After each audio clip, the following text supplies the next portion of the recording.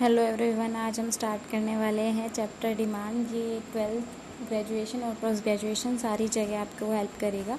तो सबसे पहले बात करते हैं किसी भी वस्तु की मांग क्यों की जाती है, डिमांड क्यों की जाती है। कहीं ना कहीं हमें उससे कुछ संतुष्टि मिल रही होती है, सेटिस्फेक्शन वो हमें प्रोवाइड करता है, इसीलिए हम किसी भी वस्तु या किसी भी चीज़ के लिए डिमांड करते हैं। अब डिमांड वास्तव में है क्या, रियलिटी में डिमांड का मतलब क्या है। मतलब अगर मैं आज के टाइम एक छोटा बच्चा अगर पेरेंट्स से कहेगी मुझे एरोप्लेन दिला दो, तो क्या वो डिमांड का हिस्सा है, क्या वो डिमांड में काउंट होगा।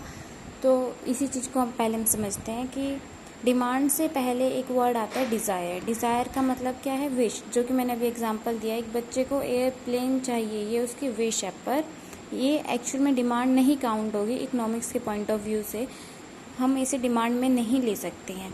फिर हमारे पास आता है वॉन्ट्स। वॉन्ट्स क्या है कि आप किसी चीज़ को ख़रीदना भी चाहते हो, साथ ही साथ आपके पास पैसे या एबिलिटी है उसे अफोर्ड कर सकते हो आप, तो वो आपका वॉन्ट बन जाएगा।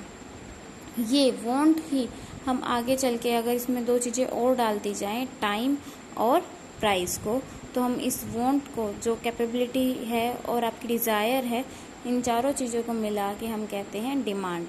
तो हमारा डिमांड क्या है, किसी भी समय किसी भी गिवन प्राइस पे अगर वो वस्तु किसी के द्वारा विलिंगनेस है, वो कोई ख़रीदना चाहता है उसे, और वो साथ ही साथ एबल भी है, उसे अफोर्ड भी कर सकता है, तो ये चारों चीज़ें फीचर्स कंबाइन होके उस वस्तु की डिमांड क्रिएट करती है, जो कि हम इकोनॉमिक्स में पढ़ते हैं।